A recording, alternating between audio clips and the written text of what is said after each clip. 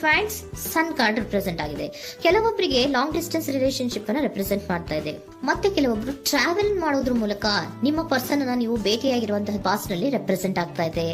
ನಿಮ್ಮ ಪಾಸ್ಟ್ ನಲ್ಲಿ ನಿಮ್ಮ ಲವ್ ಲೈಫ್ ನ ವಿಚಾರದಲ್ಲಿ ಒಂದು ರೊಮ್ಯಾಂಟಿಕ್ ಇತ್ತು, ಒಂದು ರೀತಿಯ ಕ್ಯೂರಿಯಾಸಿಟಿ ಇತ್ತು, ಒಂದು ಎಂಜಾಯ್ ಇತ್ತು. ಕೆಲವೊಂದು ರೀತಿಯ ಮೆಸೇಜ್ ಗಳನ್ನ ಎಕ್ಸ್ಚೇಂಜಿಂಗ್ ಮಾಡ್ಕೋತಾ ಇದ್ರಿ, ಫೋನ್ಗಳ ಮೂಲಕ ಅಥವಾ ವಾಟ್ಸ್ಆಪ್ ಗಳ ಮೂಲಕ ಮೆಸೇಜ್ ಗಳನ್ನ ಕಳಿಸ್ಕೊಳ್ಳುವಂತಹದ್ದು, ಒಂದು ರೀತಿಯ ಕ್ಯೂರಿಯಾಸಿಟಿ, ಎಕ್ಸೈಟ್ಮೆಂಟ್ ಗಳೆಲ್ಲ ನಿಮ್ಮ ಲವ್ ಲೈಫ್ ನ ವಿಚಾರದಲ್ಲಿ ಇತ್ತು. ಪಾಸ್ಟ್ ನಲ್ಲಿ ಕೂಡ ನಿಮ್ಮ ಲವ್ ಲೈಫ್ ನ ವಿಚಾರದಲ್ಲಿ ಯಾವುದೇ ರೀತಿಯ ತೊಂದರೆಗಳಿರಲಿಲ್ಲ. ಸೊ ಪಾಸಿಟಿವ್ ಆಗಿತ್ತು. ಪಾಸಿಟಿವ್ ಚೇಂಜಸ್ ಗಳು, ಬದಲಾವಣೆಗಳನ್ನೇ ನೀವು ನೋಡಿದ್ದೀರಾ. ಯಾವುದೇ ರೀತಿಯ ತೊಂದರೆಗಳೇನು, ಜಗಳಗಳೇನು ಇಲ್ಲದೆ ಇರುವಂತಹದ್ದು ರೆಪ್ರೆಸೆಂಟ್ ಆಗ್ತಾ ಇದೆ. ಅಟ್ ದ ಪ್ರೆಸೆಂಟ್ ಸಿಚುಯೇಷನ್ ಹೇಗಿದೆ? ಈಗಿನ ಸಿಚುಯೇಷನ್ ಕೂಡ ಸೆಕ್ಯೂರ್ ಆಗಿರುವಂತಹದ್ದು. ನಿಮ್ಮ ಲವ್ ಲೈಫ್ ನ ವಿಚಾರದಲ್ಲಿ ಅಟ್ ಪ್ರೆಸೆಂಟ್ ಅಲ್ಲೂ ಕೂಡ, ಈ ಹಿಂದೆನೂ ಕೂಡ ನಿಮಗೆ ಚೆನ್ನಾಗೇ ಇತ್ತು, ಈಗಲೂ ಕೂಡ ಪ್ರೆಸೆಂಟ್ ಅಲ್ಲಿ ನಿಮಗೆ ಕಿಂಗ್ ಆಫ್ ಪ್ಯಾಂಟಿಕಲ್ ರೆಪ್ರೆಸೆಂಟ್ ಆಗ್ತಾ ಇರೋದ್ರಿಂದ ನಿಮಗೆ ಲವ್ ಲೈಫ್ ನ ವಿಚಾರದಲ್ಲಿ ಚೆನ್ನಾಗೇ ಇದೆ. ಸೊ ಒಂದು ಭದ್ರತೆ ಇದೆ. ಲವ್ ಲೈಫ್ ನ ವಿಚಾರದಲ್ಲಿ ಒಂದು ಸಾಮರಸ್ಯ ಇದೆ. ಯಾವುದೇ ರೀತಿಯ ತೊಂದರೆಗಳು ಏನು ಕಾಣ್ತಾ ಇಲ್ಲ. ಸೆಕೆಂಡ್ ಕಾರ್ಡ್ ಬಂದಿರುವಂತಹದ್ದು ಪ್ರೆಸೆಂಟ್ ಸಿಚುಯೇಷನ್ ಅಲ್ಲಿ ಸ್ಟ್ರೆಂತ್ ಇದೆ, ಬಾಂಡೇಜ್ ಇದೆ. ಚೆನ್ನಾಗಿ ನಿಮ್ಮಿಬ್ಬರ ಮಧ್ಯೆ ಒಂದು ಬಾಂಡೇಜ್ ಇದೆ, ಸಾಮರಸ್ಯ ಇದೆ, ಹೊಂದಾಣಿಕೆ ಗುಣಗಳು ತುಂಬಾ ಇದೆ. ಆದ್ರೂ ಕೂಡ ಅಟ್ ಪ್ರೆಸೆಂಟ್ ಅಲ್ಲಿ ಕೆಲವೊಂದು ವಿಚಾರಗಳ ಬಗ್ಗೆ ಅನುಮಾನವನ್ನ ಪಡ್ತಾ ಇರುವಂತಹದ್ದು ರೆಪ್ರೆಸೆಂಟ್ ಆಗ್ತಾ ಇದೆ. ಅಟ್ ಪ್ರೆಸೆಂಟ್ ಅಲ್ಲಿ ನೀವು ಕೆಲವೊಂದು ವಿಚಾರಗಳ ಬಗ್ಗೆ ನಿಮ್ಮ ಮೇಲೆ ನೀವು ಕೆಲವೊಂದು ಡೌಟ್ ಅನ್ನ ಪಡ್ತಾ ಇರುವಂತಹದ್ದು ರೆಪ್ರೆಸೆಂಟ್ ಆಗ್ತಾ ಇದೆ. ನಿಮ್ ಲವ್ ಲೈಫಿನಲ್ಲಿ ಕೆಲವೊಂದು ರೀತಿಯ ಭದ್ರತೆಗಳಿದೆ. ಸೊ ಯಾವುದೇ ರೀತಿಯ ತೊಂದರೆಗಳೇನೂ ಇಲ್ಲ, ಒಂದು ರೀತಿಯ ಗುಡ್ ಬಾಂಡೇಜ್ ಇದೆ. ಆದ್ರೂ ಕೂಡ ನಿಮ್ಮಲ್ಲಿ ಯಾಕೋ ಆತ್ಮವಿಶ್ವಾಸ ಇಲ್ಲ, ಆತ್ಮವಿಶ್ವಾಸದ ಕೊರತೆಗಳು ರೆಪ್ರೆಸೆಂಟ್ ಆಗ್ತಾ ಇದೆ. ಯಾವುದೋ ಕೆಲವೊಂದು ಅನುಮಾನಗಳು ನಿಮ್ಮಲ್ಲಿ ನಿಮ್ಮ ಲವ್ ಲೈಫಿನ ವಿಚಾರವಾಗಿ ಇರುವಂತಹದ್ದು ರೆಪ್ರೆಸೆಂಟ್ ಆಗ್ತಾ ಇದೆ. ಏನಾದ್ರೂ ತೊಂದರೆ ಆಗ್ತಾ ಇದೆಯಾ, ನನ್ನ ಲವ್ ಲೈಫಿನ ವಿಚಾರವಾಗಿ ಏನಾದ್ರೂ ತೊಂದರೆ ಆಗ್ತಾ ಇದೆಯಾ ಅಂತ ನಿಮ್ಮಲ್ಲೇ ನೀವು ಅನುಮಾನವನ್ನ ಪಡ್ತಾ ಇರುವಂತಹದ್ದು ರೆಪ್ರೆಸೆಂಟ್ ಆಗ್ತಾ ಇದೆ.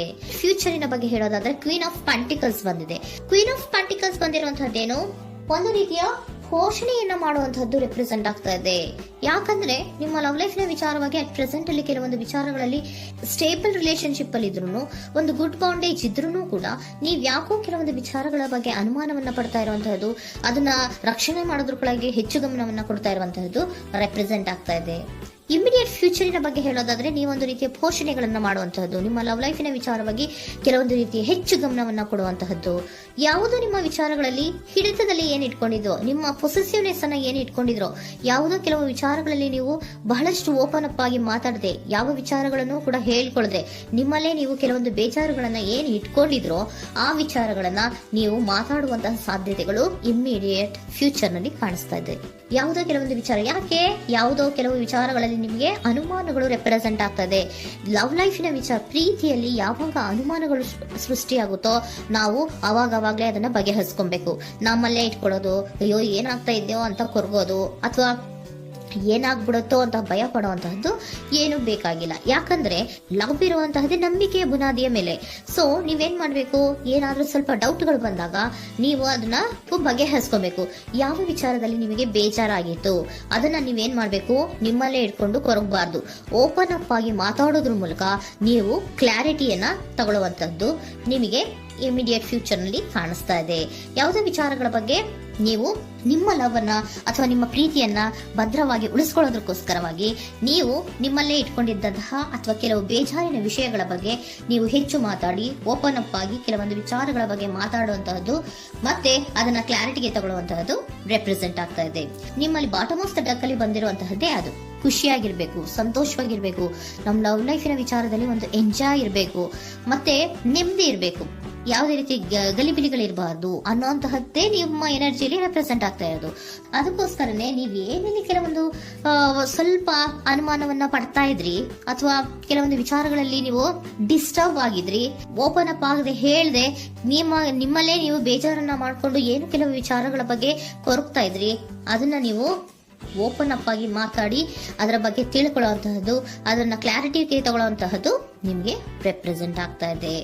ಪಾಸ್ಟಿನಲ್ಲಿ ನಿಮ್ಗೆ ತುಂಬಾನೇ ಚೆನ್ನಾಗಿತ್ತು, ಅಟ್ ಪ್ರೆಸೆಂಟಿನಲ್ಲೂ ತುಂಬಾನೇ ಚೆನ್ನಾಗಿದೆ. ಬಟ್ ಕೆಲವೊಂದು ವಿಚಾರಗಳ ಬಗ್ಗೆ ನೀವು ಸೆಲ್ಫ್ ಡೌಟ್ ಅನ್ನ ಪಡ್ತಾ ಇರುವಂತಹದ್ದು ರೆಪ್ರೆಸೆಂಟ್ ಆಗ್ತಾ ಇದೆ. ಏನಾಗ್ತಾ ಇದೆಯೋ ಅನ್ನೋದ್ರ ಬಗ್ಗೆ ನೀವು ಸ್ವಲ್ಪ ವಿಶ್ವಾಸವನ್ನ ಕಡಿಮೆ ಮಾಡ್ಕೊಳ್ತಾ ಇರುವಂತಹದ್ದು ರೆಪ್ರೆಸೆಂಟ್ ಆಗಿತ್ತು. ಬಟ್ ಆದ್ರೆ ಇನ್ನು ಇಮಿಡಿಯೇಟ್ ಫ್ಯೂಚರ್ ನಲ್ಲಿ ಏನಪ್ಪಾ ಅಂದ್ರೆ ನಿಮ್ಮ ಲವ್ ಲೈಫ್ ಅನ್ನ ನಾವು ಉಳಿಸ್ಕೊಬೇಕು, ನಾನು ಎಲ್ಲವನ್ನ ನಮ್ ಕಂಟ್ರೋಲ್ ಅಲ್ಲೇ ಇಟ್ಕೊಂಡು ಅಥವಾ ಪೊಸೆಸಿವ್ನೆಸ್ ಅನ್ನ ಬೆಳೆಸ್ಕೊಂಡು ನಾನೇ ಬೇಜಾರು ಮಾಡ್ಕೊಂಡಿದ್ರೆ ಸರಿ ಇಲ್ಲ, ನಾನು ಓಪನ್ ಅಪ್ ಆಗಿ ಮಾತಾಡಿ ಕೆಲವೊಂದು ವಿಚಾರಗಳ ಬಗ್ಗೆ ನಾನು ಕ್ಲಾರಿಟಿಯನ್ನ ತಗೋಬೇಕು ಅಂತ ಆಲೋಚನೆಯನ್ನ ಮಾಡ್ತಾ ಇರುವಂತಹದ್ದು ರೆಪ್ರೆಸೆಂಟ್ ಆಗ್ತಾ ಇದೆ. ಓಕೆನಾ, ಒಂದು ಏಂಜಲ್ ಗೈಡೆನ್ಸ್ ನ ನಿಮ್ಮ ಲವ್ ರೀಡಿಂಗಿನ ವಿಚಾರವಾಗಿ ತಗೊಂಡ್ಬಿಡೋಣ ಅಲ್ವಾ. ದ ಸಿಚುಯೇಷನ್ ವಿಲ್ ಇಂಪ್ರೂವ್, ಸಿಚುಯೇಷನ್ಗಳು ಇಂಪ್ರೂವ್ ಆಗತ್ತೆ. ನೀವು ನಿಮ್ಮಲ್ಲೇ ಇಟ್ಕೊಂಡು ಹೊರಗಬೇಡಿ. ಯಾವುದೇ ವಿಚಾರಗಳನ್ನ ನಾವು ಓಪನ್ ಅಪ್ ಆಗಬೇಕು. ನಾವೇ ಬೇಜಾರು ಮಾಡ್ಕೊಂಡ್ರೆ ಅವ್ರಿಗೆ ಏನ್ ಅರ್ಥ ಆಗುತ್ತೆ, ನಿಮ್ ಪರ್ಸನ್ಗೆ ಏನ್ ಅರ್ಥ ಆಗುತ್ತೆ, ಏನಕ್ಕೆ ಬೇಜಾರು ಮಾಡ್ಕೊಂಡಿದ್ದೀರಾ ಅಂತ ಅವ್ರು ತಿಳ್ಕೊಬೇಕು ಅಲ್ವಾ. ನಿಮ್ಗೆ ಅವರಲ್ಲಿ ಏನೇ ರೀತಿ ಕ್ಲಾರಿಟಿ ಬೇಕು ಅಂದ್ರೂ ಕೂಡ ನೀವು ಮಾತಾಡಿ ಕ್ಲಿಯರ್ ಮಾಡ್ಕೊಳ್ಳಿ. ಅವಾಗ ಏನಾಗುತ್ತೆ, ದ ಸಿಚುಯೇಷನ್ ವಿಲ್ ಇಂಪ್ರೂವ್ ಆಗತ್ತೆ. ಇದಿಷ್ಟು ನಿಮ್ಮ ಮಂತಿನ ಲವ್ ರೀಡಿಂಗ್.